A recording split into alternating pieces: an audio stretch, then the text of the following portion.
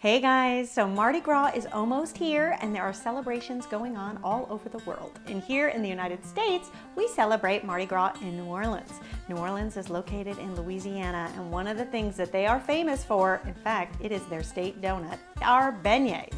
Now you don't have to travel to New Orleans to enjoy a good beignet. In fact, you can make them right in your own kitchen, and I'm going to show you how easy it is. So the first thing we're going to do is take out a large mixing bowl. To that, we're going to add 1 package of yeast. Now, one tip when working with yeast, you want to make sure that you check the expiration date. So a lot of times you may have yeast just sitting in that cabinet and you go to use it and it doesn't work. Chances are it's probably expired. So remember, yeast is a living organism, so you want to make sure you get it at its peak. To that, we're going to add 1/2 cup of warm water. Now here's another tip when working with yeast. You want to make sure that that water is anywhere between 105 degrees and 110 degrees. If it's not hot enough, the yeast is not going to activate. And if it's too hot, you're going to kill it. So you want to make sure you're in that temperature range, and the best way to know is really with a thermometer. I just use my meat thermometer, but any thermometer will really work. And if you don't have a thermometer on hand, that's okay. Here's another little trick. You can take water that is at room temperature and put it in the microwave for just 7 seconds on high, and then you will have perfectly warmed water to work with yeast. Then we're also going to add 1/2 cup of sugar. So the sugar also helps activate the yeast. So you're going to give that a good whisk and then set that aside. And in a separate smaller bowl, we're going to add 2 eggs, 1/3 cup of evaporated milk, 2 teaspoons of salt, give that a whisk, and then you're going to take this mixture and add it to your yeast mixture and give that a whisk until it's nice and smooth and combined. Next, we're going to add some flour. So the recipe calls for 3.5 cups of flour, but what we want to do first is add 2 cups, give that a good stir, and then you'll start to get a very sticky, pasty mixture on your hands. Now we are going to add some fat to our beignets because this is what is going to help that interior become nice and flaky. Now, if I was a true Southerner, I would be reaching for the shortening at this stage. But you know what? I'm not. I grew up in Connecticut and I consider myself a Yankee. I just can't bring myself to bake with shortening, so I use butter instead. But if you want to be a traditionalist, head for the shortening.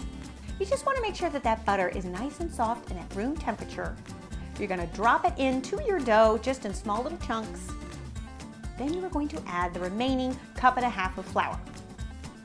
Give that a good stir with a big wooden spoon, and you'll see the butter will start to incorporate, the flour will come together with your dough, and eventually you will have a really nice dough on your hands. So we're going to knead our dough, folding it in between turns, just making sure that everything is incorporating that butter and the flour.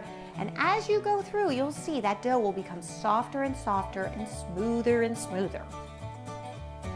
Once it's in a nice stage where you feel like you can form it into a ball, put it into a cleaned out bowl that has been lightly oiled with some vegetable oil. Then we are going to put a dish towel on top and we're going to let it rise for 2 hours. I know, you've come this far and you're like, 2 hours. But here's what you could do. You could do all of this the night before and pop it in the fridge overnight and then wake up to beautifully risen dough. Or if you have the time, 2 hours is really the way to go. It doesn't work with a 1 hour. You really need the full 2 hours. So what I like to do, because you're looking for a draft-free area, is put it in my oven with the oven off. Oven off, off, off, off, off. You don't want to have the oven on. And the reason I do that is because in my kitchen, there's a lot of activity going on. And I can keep my dough safe from prying little hands by putting it in the oven once it's off. And then once your dough is risen, you can go ahead and turn it out onto a floured surface. You want to roll it out to about 1/4 inch thick. Don't roll it too thin, because if you roll it too thin, the beignets won't puff up as much. So about 1/4 inch is what you're looking for. Now traditionally beignets are rectangular or square shaped. So we're going to stick with tradition and we're going to start to cut just nice rectangles all along the side of the dough. Then it's really important that you know what temperature your oil is, because when frying beignets, really you got to get it to 370 degrees. If you do too hot, you're going to end up burning the beignets and they're not going to be cooked inside. So it really helps to know what temperature that oil is, and the best way to do that is with a candy thermometer. Once your oil is ready, you can go ahead and lower in your beignets. I really like to use a spider strainer for this, because if you take a big piece of dough and plop it into a big pot of oil, it's going to splatter a little bit. So it helps to actually lower the dough in, either with a spider strainer like I have, or you can use a slotted spoon too. Now, as those beignets are frying, they'll start to pop up to the surface and you will see them begin to turn golden brown. Once they've been in there for a little bit and you can see that they're turning really brown on the bottom, you can go ahead and give them a flip. Once your beignets are all golden brown, you can go ahead and take them out and transfer them to a sheet pan lined with paper towel. I like to use the sheet pan in this instance because then you can actually do a big batch of them and have them all in a single layer. This is going to help when it comes time to putting on our powdered sugar. Once you've fried all your beignets, you can go ahead and give them a good dusting of powdered sugar. Then I like to arrange them on a decorative platter. And then, of course, the perfect thing to serve with a beignet is a nice steaming cup of cafe au lait. And you will see you will have one tasty little breakfast treat waiting for you.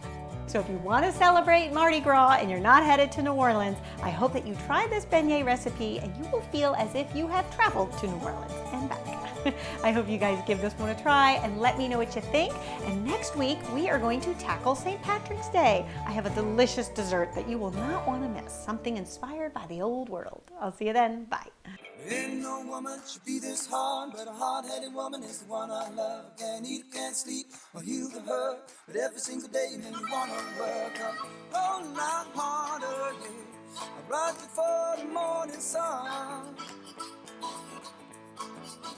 gotta work a whole lot harder, yeah. Well, I won't stop for